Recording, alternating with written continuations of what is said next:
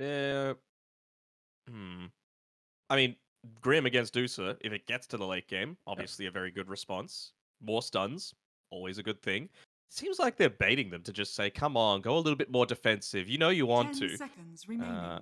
And as of right now, I mean, the puck's been removed from the pool. I 5 really do see a seconds lot more remaining. prominence of the puck coming through. We saw Abed play it earlier today in the NA DPC. He played it 2 games in a row. It looks like it's his new Storm Spirit for our Filipino boy over in NA. But I think it's strong. I mean, a lot of these Spirit heroes or high mobility heroes are just going to be so much stronger, right? Because a lot of them don't love to build the BKB, like the Void Spirit or the Puck, for example. And if they're not coming up against the BKB because it's fallen down in priority, then that's just going to be another good thing for them too. Radiant team Dire team pick. Ember Spirit. There you go, the Ember. What are they going to combine it with? An Ember and a Venge. Okay, very interesting from Neon. So I think Venge got a little bit of a buff recent-ish, didn't she? It was just... I'm trying to think what it was. I got the screen up of. Base damage increased by 2. Okay, so that's a little bit. I mean, in terms of farming and harass in lane and that sort of thing. But I mean, a Venge Deucer combination, very strong. Morphling. Yeah, this is not good. This is a very, very free Morphling game. You are not worried about anything, and there is always the potential to be able to run the Morphling into the Ember. They have a lot of flexibility on Atlantis. You can go, Sand King's going to beat his lane versus the Ember. Morphling's going to destroy the matchup versus the Ember. It's something that we saw a lot in the past where you just have... Ember has no burst potential. Even with like maxed out slide and orb corrosion, Morphling's got a bunch of armor. He's going to have a damage advantage. It's a really free mid lane for the Morphling. If they do have that capability, that's a thing. Some teams, maybe they can't put the carry in the mid lane, or maybe the mid lane, their position 2 player can't even play the Morphling. But overall, they have no way to deal with the Morphling. This is an exceptional pick. Yeah, all of the stuns and roots and all that come through, other than the Searing Chains, are just going to be a little bit too slow to be able to react. And Morphling's going to go the Mantis, so Searing Chains won't matter. You're going to be able to disjoint the Cookie, the Magic Missile, no burst damage right now. They're looking to eventually ban out the Pangolier, just as that Medusa response as well. I'm a little surprised that they haven't gotten rid of like the Doom, for example, because I feel like that might be a decent way to deal with the Morphling, maybe a Necro as well, but... you do obviously want to be a little bit careful that you're not going a little bit too farm intensive against this, but you need a counter to this Morphling, either through an offlaner that does burst damage, or just a crazy amount of lockdown. And I don't know, I would still say the Doom is pretty solid here. Yeah, I'm not sure if Neon are going to try and go down the route of maybe like a 4 Protect 1, because Avenge does really enable that for Medusa, or if you go that kind of 3-core lineup like you mentioning the Doom. I mean, the Necro is still kind of like protecting a little bit, right? Oh, wow. Shaman instead. So is this a core Venge? They just want to get that Aghanim Scepter early on. Medusa looks to rotate through once she's got, let's say, 2 significant items, the Dragon Lance and the Manta Style. And then you're just looking to fight over and over again before Morphling really hits that timing. So we're going to see a lot of action this game, that's for sure. I would like Morphling mid. I really would like Morphling mid. I think you're... Sand King Mirana's going to have a fine lane. I think you go for a weighted jump and like a position 1 that doesn't need as much farm that can play with the Grimstroke, and just let the Morphling be like the real position 1 kind of win condition. I think, well, like, because we have to think both options, right? This Morphling could still be in the offlane. You do want that backline jump though, right? You want to be able to disrupt the Snapfire before he's able to have that impact. Could they? No, Spectre's a little bit too greedy. I was thinking of it as well. Yeah. I think PA's a bit too greedy. They could Ricky. Oh, it's a dope Ricky game. It's a pretty good Ricky game. Okay. So you put the Morphling safe lane. Again, it really just also came down to how comfortable are they with the position 2 playing the Morphling mid. Maybe they're always going to give it to Mango Rose. Maybe Wonderboy has the potential to play it, but regardless, Death Prophet into the Ember, it's a pretty good matchup for him, and they still do struggle with some burst. I feel like you're going to need what Mortimer Kisses a pretty farmed Ember to be able to blow up the Death Prophet. And I think DP needs to be playing from behind. If Wonderboy gets a couple of items, he should be pretty happy in fights. You need Chuan to get his Blink Dagger is what you need, right? You need to catch that Morphling while he's in Agi form somehow. And, you know, you don't have the greatest vision advantage right now on Neon Esports. It's not like they've got a Beastmaster that was banned out. As well, there's no Clockwork, there's no Night Stalker that was also being banned out in that last phase there. So, I mean, it's really going to rely a lot on the supports this game for Neon to be able to make space for Bell, to be able to get a lot of that farm potential needed. Like I said, 2 items, look to synergize that together with the Vengeful Spirit Aghanim Scepter, and then use the vision that you've got to be able to get the Blink Initiation in onto the Morphling, take him out, and then you should win the team fight once the Morphling isn't there. All right, so all looking at the supports for the lads on Neon, but and where are we putting our prediction in this game one? Do we feel like Neon has the draft that they can take it, or can the open qualified team in Atlantis find this game one victory?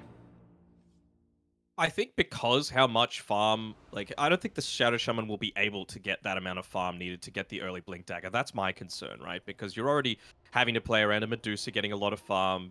You're not going to be able to pick it up with Dax either. What are we awing about? I can move. Let's go. Move the camera. The hot fix. Thank you, Jeff Hill. Oh my. Feel good? Yes.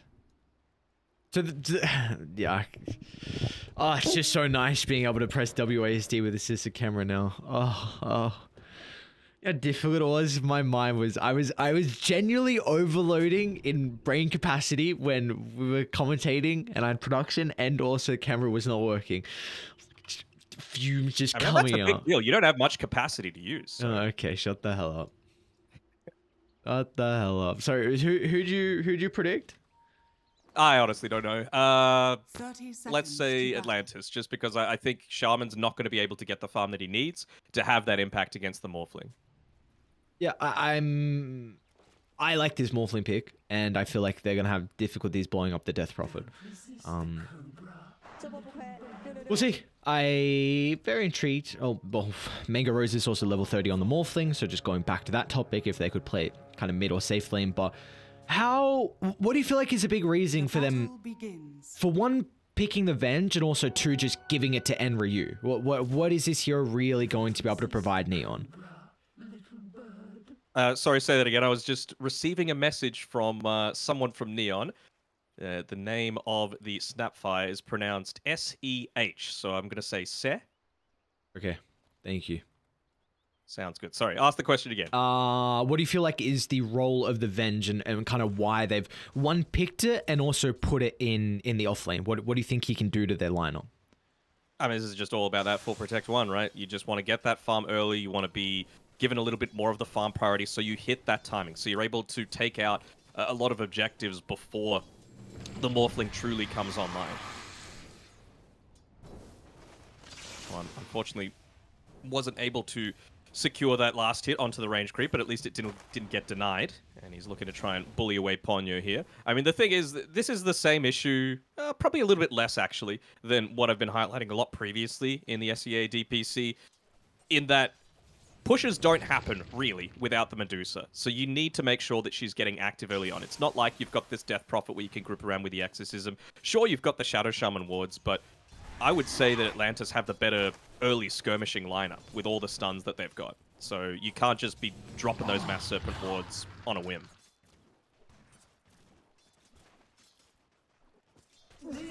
I guess it's both sides at least have that early way with their ultimates, though. Like, it's at least a game where we don't have to be speaking about teams relying on catapults, because we've seen, honestly, the past couple of days where teams have very struggled to take objectives, and then the map has just shrunk from there.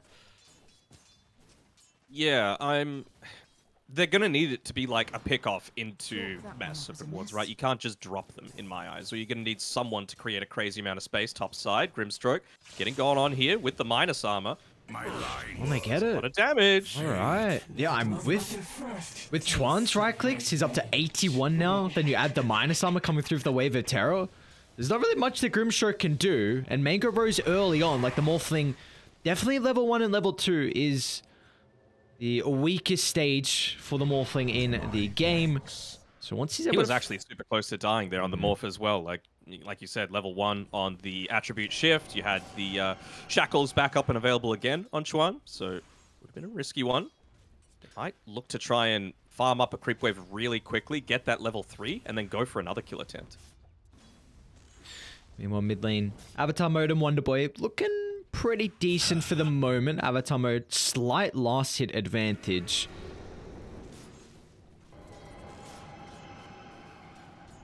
Sorry, I want to go back to the top lane. I wonder what Venge is going to go with this skill point at level 3. I would honestly say the Wave of Terror, right? It brings the Grimstroke down to negative armor, and anytime you've got a Shadow Shaman, again, we've been talking about the strength of those right clicks, it's just going to be insane. There we go. Here we go. Level 3s like you were mentioning, so they're going to go into the Grimstroke. Enry with the point up in the passive. Ponyo, one more right click. Did you get the kill, but Mango Rose going to try and rectify the death. With a waveform on forward, is able to kill off Enryu. So that is a position 3, keep in mind. It is. I mean, he was holding on to a lot of money there on the Vengeful Spirit. He's now gone and bought the second Wraith Band, but he's literally had just a Wraith Band for the past, what it feels like, 2 minutes. So, going to need to see a little bit more regen ferried out to this top side. As, bottom lane! Iron, what was that? Bell, I don't know if Pathing messed him up there or what happened, but... Oh, he stepped back into the arrow. That was a really nice place. Sacred Arrow regardless, though. And, alright, a big kill to find on the Medusa. Dire's courier has been killed. And this is a... Again! This Mirana's going crazy. What's going on? Moves back to the arrow. It might come at a cost, so there's got Fairy Fire and Wand and... Okay, these sequence of events are crazy. Firstly, we got to speak about, they get the kill on the Dusar, and instantly WS, he pulls the creep wave around the tower. And what this enables is that Dire's creeps were able to enter the tower, and the Medusa lost a full wave of gold and experience because of WS pulling the creeps away, and they didn't connect at the front of the tower. That's the first thing. And then the second thing, the Mirana just lands another arrow. Of course, you did kind of step into it, but regardless, you're off to a fine start from the position for Mirana. Yeah, he's having a really good one. But so is Enryu on this top side. You know, now he's got the Boots of Speed. He's got triple Wraith Band as well. So really hard to contest into this. They're just looking to try and farm Ponyo and his life. He's got just the 1 point in the shackles still. He was about to say he's still going to go for the kill, but maybe thinking that Mango Rose, since he's level 4, just had the 1 point in the adaptive strike to be able to stop it. He doesn't, but they'll never know. Radiant's top tower is under So attack. I don't think they can ever kill Enryu when he's getting aggressive. Oh, hang on, mid lane, yeah. Exo pop for Wonderboy, so we'll keep tabs on this with the catapult push. Can you bring some little bit of damage heroes? Nah, I mean, the Exo's nearly done. It's only got a quarter of duration Okay. left. He forced Avatar Mode to TP? What, when I didn't see, of course, at the start of it, Chuan. With this rotation, he's going to get a lot of health back with the Exo. That's a very awkward movement. Yeah, it's just unfortunate timing, not quite seeing the duration remaining. Top side, Mango Rose gets gone on by Enryu and very quickly able to be picked off. You know, this is what I was expecting the Shadow Shaman to need to do with that Blink Dagger, right? But he was just somehow able to land that level 3 magic missile from the trees and then deal so much damage. I'm pretty sure he hit level 5 off that kill. I'm pretty sure. I'm not certain. I do not think there's ever a world where Mango Rose should be bursted down just solo by Avenge. Yeah.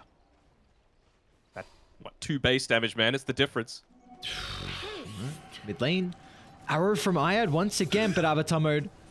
It's a Remnant. Double Remnant, in fact. A little bit stuck. Is he stuck? He's even more stuck now. Don't worry, the creeps are sleeping. He's fine. Oh, okay. There we go. Radiant's bottom tower is under attack. So, very interesting. So, I think the big thing, though, for Neon is the fact that Enryu is top of the net worth. And this can be a hero that, if you have a really bad laning stage, then you can really struggle to keep up in farm. I mean, now as well, wow, they get a kill onto mid. It's not solo, I think. The Mirana helped with that, but And I'm a little surprised that Chuan hasn't gone for this 1 point in the Hex at level 1, just because you've got the level 6 now available on the Venge. Radiant's middle Well, tower he is actually under ends up attack. cancelling the shackles there, but, you know, swap into instant Hex, you might not be able to get off the attribute shift, right? yeah, that could be a cool play. Maybe even... Do you need... What health is he sitting at the moment? He's actually sitting pretty low on Mango Rose, so... Maybe that's... See, and this is the thing about the Morphling, and pretty much anyone in general when you're playing a game of Dota, you need to be calculating how the enemy team can kill you, even getting really crafty with those attempts. So you have to be, exactly like you said, you know, swap back into the Hex. Mango Rose has to be thinking about these ways. Maybe he'll be like, okay, they don't have the damage with just these two heroes, so maybe the only way I die is with an extra +1 from a TP. So he's got to be a bit more cautious if he comes that close to the tower. Yeah, I wonder what this level 2 Ether Shock is really about on Chuan, because it's not actually going to change too much in terms of interacting with the infused raindrops that you've got on the Morphling. Mid lane, a death coming through on Ponyo. Maybe just pushing in lanes a little bit more, you know, being able to get those creeps underneath the tower, because, you know, you've gotten to this stage where Venge is crazy farmed. Morphling doesn't really want to come back to the lane because he runs the risk of dying again. And you really just want to make sure that you've got the lane in a position where you can look to take the towers with the Mass Serpent Wards. He's gone the Hex at level 5, so he's still obviously going to have that kill threat. Is under attack. Oh. For WS though, bottom lane on the Sand King, he's been getting a lot of farm. Of course, one kill, 49 last hits. Has... Nearly the blink. Yep, nearly the blink, but no stacks as well. So the fact that he's going to get a blink dagger at such an incredible timing without even taking any stacks is huge for Atlantis here. So where do you think is the play for them to use this first blink? Do you think they come down bottom to kind of help get a kill here and then take the tower, or do you even think about going mid? It's weird, right? Because I think the kill priority is going to be on the Ember Spirit, but you don't actually want to go on to mid because that's where Neon are very happy to rotate to, right? Whereas if you go on bot and you look to try and pressure down bot with top lane, Avatar mode. So the Morphling Mango Rose, there we go, blinking from WS, the reveal of the freshly completed item is now Chuan. Should be dead here. Maybe they might get Mango Rose. Going to be really cautious with the health pool he's playing on. There's no TPs coming out at the moment from Neon. Oh, got greedy. Oh, if they were able to find a +1 and Enryu step back into the lane, they've got Ponyo on the backline. He's going to Inkswell himself instead. Finally, the TPs are starting to come out, but it might be a bit too late. There's one more right click, gets to kill Enryu, but look at the backside from Avatar mode as the Ember wraps all the way to top.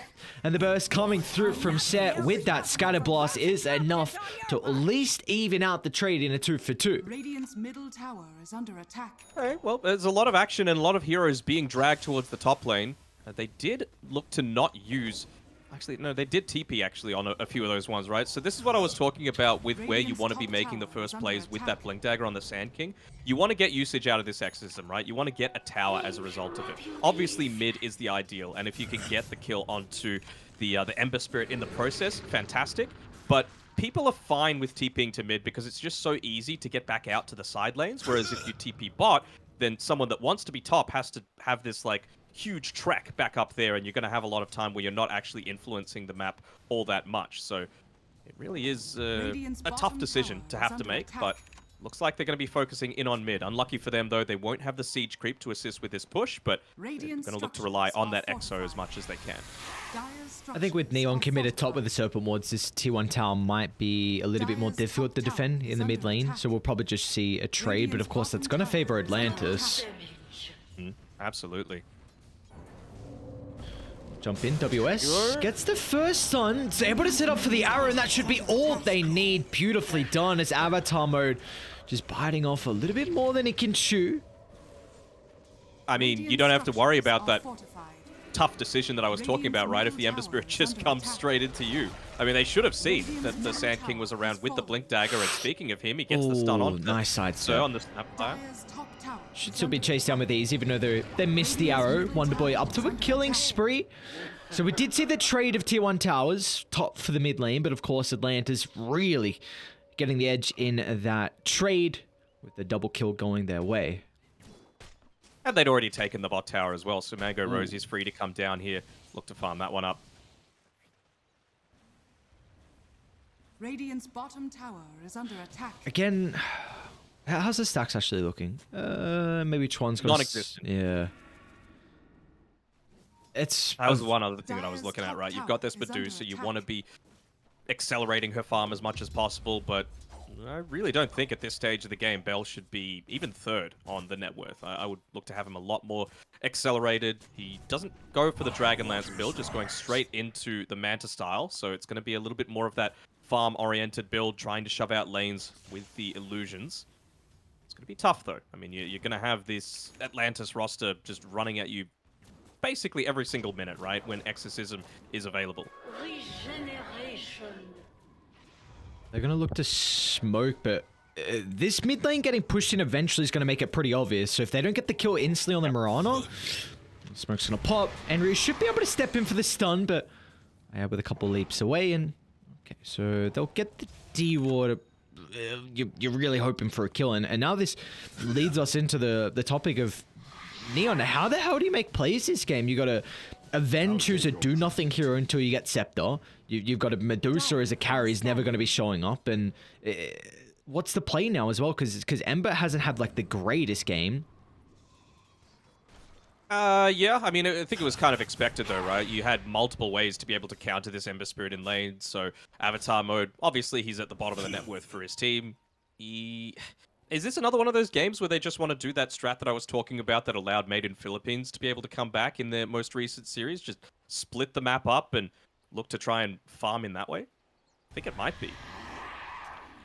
Yeah. They're so heavily based on pickoff, right? With the Blink Dagger on the Sand King, the stun on the Mirana, the Inkswell on the Grimstroke. So if you're just splitting the map up and farming multiple lanes, then you can look to recover a little bit of that net worth lead, but someone needs to deal with this bot lane. I mean, Mango Rose has just been able to free hit on full Agi into a tier 2 tower and bring it down to half HP. Maybe looking to force them to make a play bottom. Chuan standing up here on the top side with the Mass Serpent wards available. So could look to force a reaction by pushing this into the tower, but again, they've got the glyph available. Radiant structures are fortified. the Dire's mass. top tower is under attack. It might. Let's see what Atlantis do now to deal with the Serpent Wards. Maybe just that the tower is going to be okay with the glyph. They're actually going to sweep all the way to top. So, okay, so I like this play. They do have a pretty good ward on the backline as well by the T1 tower. They know exactly top. where Juice is. That's the issue. Oh, Bell. Oh, I don't think he's got Mana Shield pops. You. Only in death is your true value. They knew exactly where he was, right? Because of a lot of those plays. The Shadow Shaman was revealing top. You didn't have a Medusa pushing the top side. A lot of the vision that they've got down as well, heavily based around these entry points into the jungle. So they knew that Medusa was 100% for sure farming inside the triangle. And yeah, very good rotation coming through. They're even going to get a kill onto Se on the top side. And they know where Enryu is. 2 wards placed up top. It's going to be all on Iad to get this jump. They do not have the Sand King nearby. Arrow off the... I feel like you just wait. It was only a couple of seconds away on the Blink Dagger on WS, so wasn't able to connect through there. That's kind of a big deal, right? Yes, you're able to reduce the Medusa's farm that she's able to get. She's finished up the Manta. She's got level 12, which is kind of nice, but it's the Venge, right? The Venge is the one that you're actually concerned about. You're only 500 or so gold away from being able to pick up the Aghanim Scepter, and that's just going to enable them so much to be able to take these fights a lot more consistently. You've even got the damage output that's increased on Avatar mode with picking up the Maelstrom. So it's been a rough start to the game for sure for Neon, but there's avenues for them to be able to come back into this. There is, but if they do not win that next fight with the Scepter completed on the Venge, then... It's rough. Yeah, then you're going to miss a huge first timing that you really look to hopefully be able to scale and I should more say snowball off. So, because if you lose that fight, then probably Atlantis just walk inside the pit. You've got second Exo ready to rock and roll with. You can use the Morphling as well, because Mango Rose has been free farming, so he can even start to help out. And they realize how important it is to get this Venge up to that next item. You've got Chuan on his Shadow Shaman just standing behind Enryu for a lot of this time. They're saying, hey, this high ground, it's warded. You can't be going into the jungle right now. You can't just be that greedy when you've got so many Atlantis heroes not revealing on the map. But he should have it. Never mind, Chuan actually ends up nuking that Kobold Creep, but Still, only 5 gold away. It's a big deal for Enryu to have this one picked up. Seth also getting a nice little stack inside the triangle for his Medusa. But here we go. They're going for that rotation through, trying to get one more pick off before Venge hits that timing. They might actually see it in the mid lane as well. Enryu's farming underneath the creep wave with that freshly picked up, and instantly Neon go for the smoke.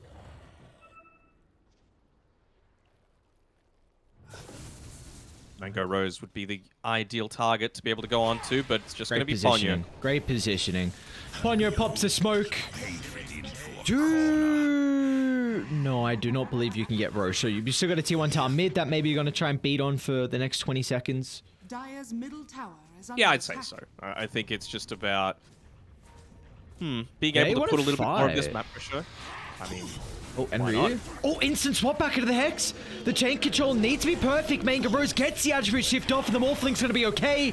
Trying to stand his ground and pump the damage, but they still get the kill. They get rid of the Morphling. Now they're going to try and deal with WS as Neon. Oh, what a fight for them. The Scepter picked up from Ryu, and they find 3 kills and the tier 1 tower. That's that play that I was talking about all the way back from level 4 in the laning stage, and they were able to execute it really well. Still, despite all of that, Morphling was very, very survivable. He had to essentially stand inside the Mortimer's Kisses for the entire time. Everyone was wailing in onto him as well. But it just shows you the value of having that Aghanim Scepter, right? You probably don't get the secondary stun through because Enryu obviously isn't going to be as survivable. And those plays, they're just going to be enabled even more now that he's hit level 12. A little bit more of the cast range on the Nether Swap. That's a huge gold swing for Neon. Now, how close you get? Enryu's need that second item.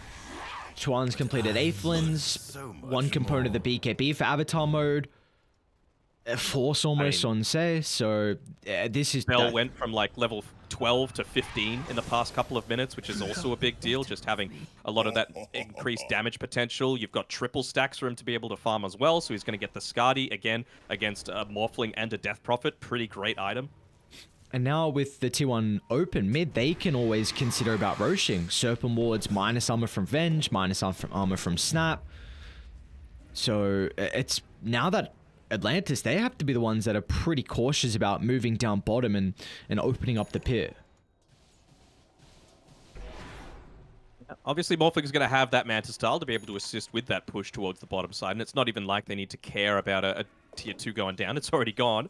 So, yeah, really just going to look to use his illusions as much as possible for that purpose is Mango Rose. Speaking of him, he's actually underneath a ward right now. Oh, so, boy.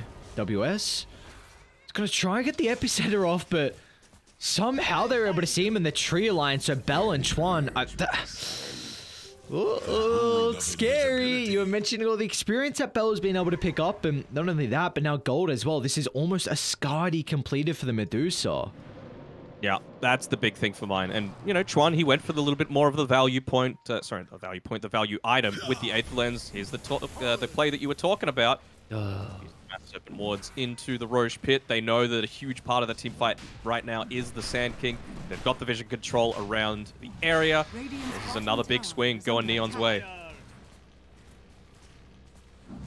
Even Ember, just having one item remaining until he's able to pick up that BKB is going to be a big deal, right? He could be the one to go in onto the front lines. He can be the one to cause a little bit more of that chaos. Maybe the Morphling uses the waveform a little bit too aggressively when you've got that BKB turnaround potential, and that allows the swap to happen. So I think you need to be very disciplined on Atlantis right now with where exactly Mango Rose is looking to farm. And what they're going to see... They know Ayad wasn't in that location as soon as he dropped the ward and sentry, so they will get confirmation of the smoke. Enryu's still farming up top. Oh.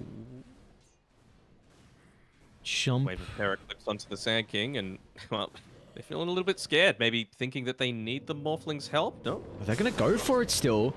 There's a T1 tower to be able to TP down to. Of course, he has that second life with the Scepter, and Ryu silenced instantly afterwards. They're going to try and bring down the illusion. Taking decent amount of damage at the moment. Atlantis, you set yourselves up for round 2, though, with the rest of Neon showing up to the party. And Ryu, can he find the swap? Nice silence from Wonderboy, but still, you can't really target down the Venge. You don't want to heavily commit to deal with the illusion, but now they'll secure it. Radiant, they don't have everyone here for the moment. Chuan starting to link up to top, but looks like they'll just lose the Venge. That's the discipline I'm talking about, though, right? You didn't dive in super deep. You didn't look to blink back in and commit on the Sand King. You were just able to use the Crypt Swarm from afar, look to take out the Venge Second Life in that way. And you forced a lot of TPs up towards the top side as well, which I'm sure they would have seen. So maybe that might also enable Atlantis to look to group up, make another smoke happen, and go down towards this bottom area of the map. Or it could just be, look, you've gone for this build on Ayad, where he's going into the Aghanim Scepter. He wants that additional layer of burst to be able to take out some of these targets when you get that initiation. Wonder Boy swap back again, instantly to the Hex. All these combos filthy so far from Neon, and they're gonna get a +1 out of Ponyo's life.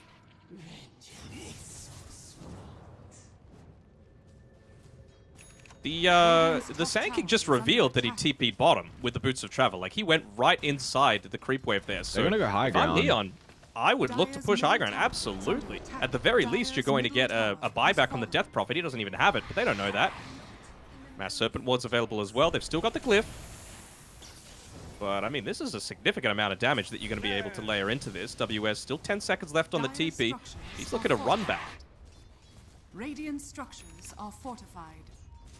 The initiation from the backline could be that big turnaround that they need, but, well, turns out he made that trek all the way back to the mid lane for nothing, right? You've got the Boots of Travel. If you're going to commit to TPing down to the bottom side, you probably want to maximize the impact that you're getting from that. And so he's missed out on a couple of waves of experience. It also means that Neon had the freedom to just continuously show in this mid lane as well and push up.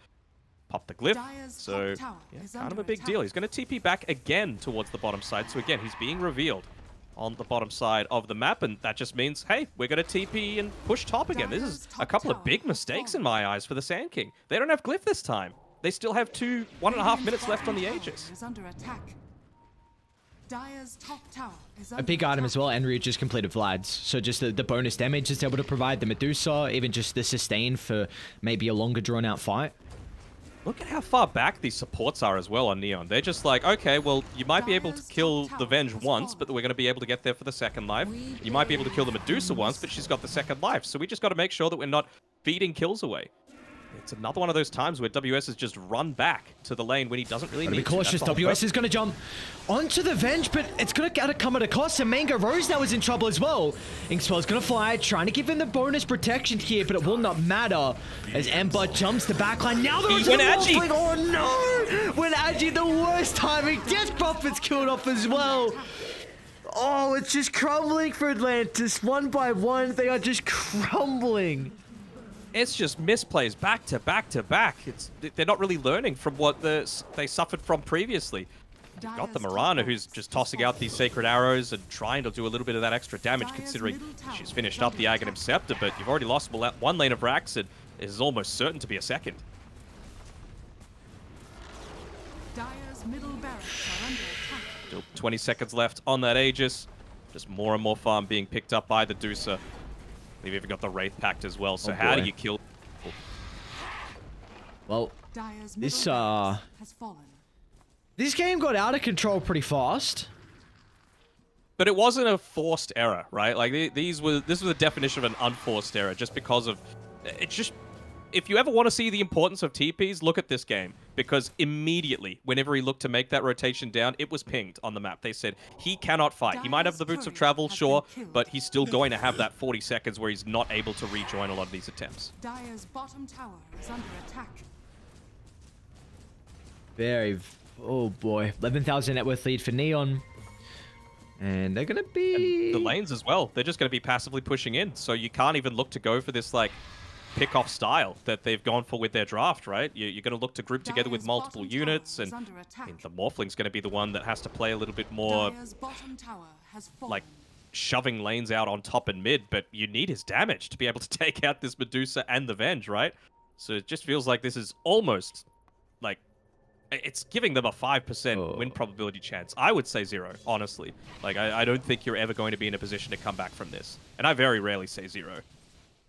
Mega Rose has now showed up top, so this bottom tower defense will be a bit too difficult. They even planted the ward on the high gun as well, so once Neon are able to occupy this side of the map, they should be able to have full control of the triangle. Dire's bottom tower has fallen. That's I'm big. confused. Like, Mango Rose just walked past this observable WS. inside They of his saw him own with the base. wave of terror. Okay. There's still this observer ward inside their own base. I guess it's nighttime and that's why they can't see it. WS had it revealed on the map just there, but they still haven't gotten rid of it. It's showing everything about the positioning. They sowed the smoke. Oh no, and Enry's in a position to pop it and get the swap back onto the Sand King. That's all of the initiation on Atlantis, and now without this hero, how can they take the team fights? Mango, Rose, and Wonderboy, they're going to try and attempt, protected by the BKB for the moment, but the Medusa is way too far ahead. Bell is just pumping out physical damage left, right, and center. As a Neon, oh, this game just turned around as soon as they got the Scepter on Enryu. I'm disappointed in Atlantis. You know, it was very good by Neon to be able to capitalize on a lot of those mistakes, but they were mistakes that at this level should not be happening. So, you know, it just felt like 5 in a row that they were able to get. They were able on Neon, of course, to be able to get great usage out of that swap into the Hex multiple times. That was enabling a lot of this aggressive potential. And yeah, I mean, when you're playing a Shadow Shaman and you only die the one time, considering you are a big portion of the lockdown that you've got on Neon, I think it was a very, very nice game from Chuan. I was very concerned that this game was going to be in a position where they didn't have ways to make plays. Like we mentioned that if Neon weren't able to execute that first fight off the back of the Scepter advantage on Enryu, then this game could just blown wide out of control from there. But we saw how that fight broke out mid. You mentioned it in the lane, where as soon as the level 6 picked up from Revenge, that was maybe a way you could get rid of the Morphling swap into the Instant Hex. That's how they set up for the kill mid. They got the T1 tower, you got the Aegis. Really, there was no contest after that. It just felt like Neon steamrolled them from there. Like you said, just capitalizing on mistakes. And that's a big thing. Like at the end of the day, it does come down to like teams can make mistakes, but also top level teams, they can find those very, very minor errors. And if they can capitalize on the smallest things, then that is really what separates the best teams from some lower tier teams. So Neon just a really good Game 1, in the end, some small things, laning things maybe that we saw issues with, but apart from that, they just looked very clean when they were able to find that Scepter, and they did not look back from there. So Neon, a solid victory in Game 1. We'll see if Atlantis are able to clean up those minor mistakes in the break, and then maybe they can come back with some momentum heading into the second game, but we'll find out after the break.